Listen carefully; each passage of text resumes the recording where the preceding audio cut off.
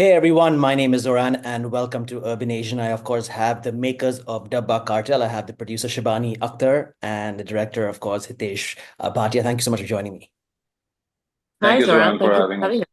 Not at all, pleasure, guys. Hitesh, let me start with you. I've obviously watched the series. I finished it today morning, just 5 hours back. Mhm. So it's fresh off my mind. Absolutely loved it. I love the kind of raw edge. I love the kind of aspects. And of course, in the next 8 minutes, I'll talk about that a bit more.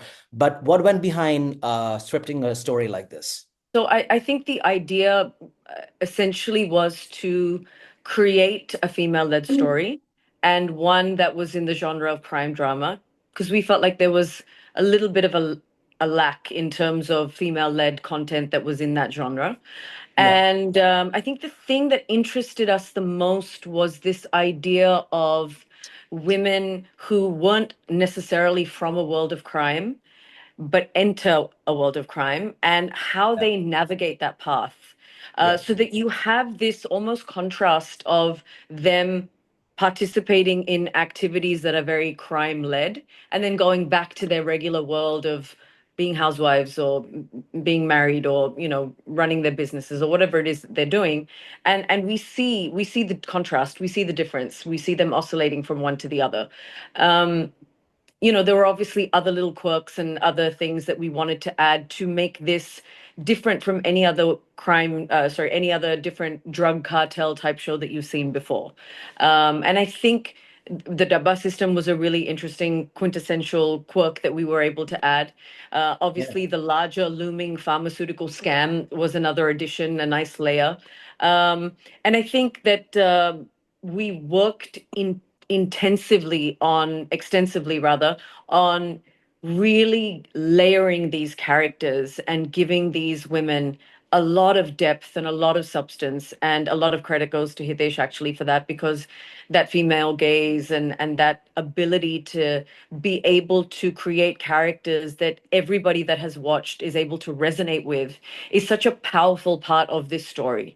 You can move through episodes with action and plot points. But I think what really makes it interesting, with the feedback that we've been given by people that have watched, is that they've resonated with the characters so much and enjoyed each of them for each of the flavors that they bring to the table. And I think that that was probably a really successful part of making the show. Yeah, go ahead, Hitesh.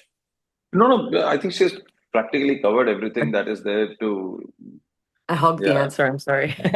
That's fine. Let me ask you, Hitesh. Obviously, as a part of the director of the show, there's obviously, I mean, being the captain of the ship, essentially, there are so many aspects to it. And I think I must say, of course, being a big, big fan of the Shabana as me, what was it like directing her? Because I know for a fact in the past you have directed someone like a Rishi Kapoor in Sharmaji Nankeen, and working with legends like yesteryears is a big, big deal. And I think what was the experience like essentially? Did she kind of fit in really well into the OTT space as against a big screen? What was your experience as a director? Yeah, I don't think either she or me, both we were thinking about OTT or big screen or something. I think it Mm. was absolute basics in the beginning, that you know who this character is and what that character wants and all that. And because I knew that I'm dealing with someone of that caliber of an actor, so I had prepared a lot. But all that preparations, just went. Uh, they disappeared when she asked the third question. First two I had the answers for, and third she stumped you. And then, one after another, she had so many questions, and then I realized that Yeah. okay, no, this level of preparation is not good enough. She Mm. she really goes too much into every single thing. She's very thorough with the process, Right. and that is why she is who she is. Which is something I keep telling her, that in between from one take to another, when you call Yeah. for a cut, always, when I'm saying always, as in always, 90% of the time, she's sitting in a corner and she's continuously to rehearse her lines through the day. I'm saying morning to evening. That's a process. So she Yeah. wants to know everything. So I think the fact that she has worked with such great directors, across the board. Like one day we were discussing, and she has worked with Satyajit Ray and she has worked with Steven Spielberg. So they're, oh, I have to direct this person. How's that gonna fly? So that just forces you to, bring your Yeah. best game forward. You really want to be on top of your game. And I think then it was quite exciting, very, very exciting. And there was a lot to learn. She's an institution in herself. She has been working Sure. for 50 years. Yeah. So it's like a lifetime. So yeah, I Yeah. think it was a Yeah. massive learning curve also. Saying at the same time, we end up institutionalizing her a lot of time, which she hates, by the way. But she also, there was some lightness to her. She never made us feel that, who she is. And with national awards and 50 years of experience, there was a very light working atmosphere, a lot of fun with her. Sure, sure, sure. Mm. Shibani, I have to ask you because I've obviously seen, I mean, watched you on the IPL and I think seen that as a career path and being a presenter and the face of it in such a way. And obviously, dwelling now as a producer, and they're wearing completely different hat from being a presenter to a producer. What are the challenges really? Was it challenging for you, A, or was it sort of rather smooth sailing? It was anything but smooth sailing. It was immensely challenging. I mean, Yeah. it was a massive learning. You know, Mm, you work in front of the camera and you think you know a lot, but yeah, actually, when you're on the other side, it's a completely different world. sure. I mean, now obviously I was lucky enough to be able to work with people that were kind enough to walk me through processes which they didn't have to. Mm, Whether it was Hitesh as the director, whether it was Abbas as a creative producer, Qasim as a creative producer, Farhan as the director of Excel, or my husband. But I was able to really absorb a lot, just sometimes even just by watching them. sure. When you step in front of the camera, even if it's on the field, and you've got someone talking in your ear, and you've watched the match, and you know what's happening, and it becomes like second nature. It's a different part of your body that is just so used to doing certain things. I Mm, wasn't used to doing this. So there were a lot of different emotions that it came with. My brain was buzzing at times because half the time, when people are talking, you're trying to understand what it is that they're talking about. So, and I really went on a path of learning.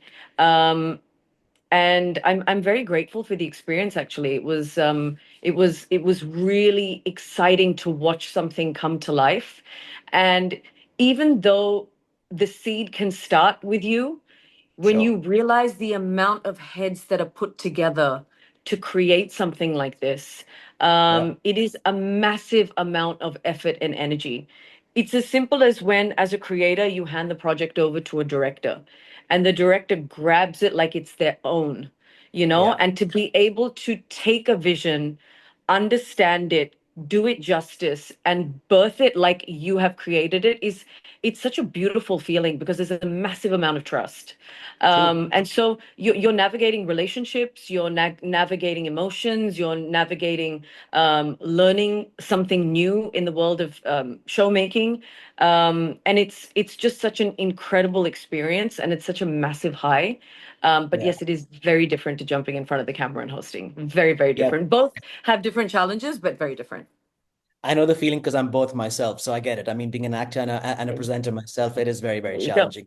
Yeah. But guys, what's next on the cards? I mean, this is out now, and it seems like a massive success. And congratulations once again. But what's next on the cards? Is there anything happening, or is it too early to ask that?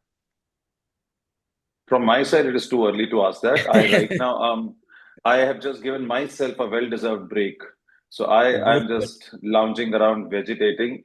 So I am, so nothing. I think it will take some time for me to really get this out of my head before I can sink my teeth into something new. Right, right, So right, right. No, I mean, exactly what Hitesh said. I Mm, I think that with good intention, there's this attempt to kind of move on, let's do something new, time to kind of plan a new idea, or but the we're still kind of feeling everything that is Dabba Cartel related. I mean, we're still chatting to people like yourself, so we're still yeah, kind of in the thick of it. You still feel it many weeks afterwards. So I think right sure. now is the time to just kind of enjoy how well it's doing, Right. take it all in, and it's been amazing chatting to people who have responded so well to it. So I think Yeah. we're just in the thick of that right now, and very soon, hopefully, we'll move on in life. But right now it's still DC all the way. Well, fantastic, guys. It's been a pleasure talking to the two of you. Wish you all the very best and good luck and look forward to much more. Thank you so thank you so much. much, Aran. Thank you. Cheers. Have a good one. See you. Bye. Yeah.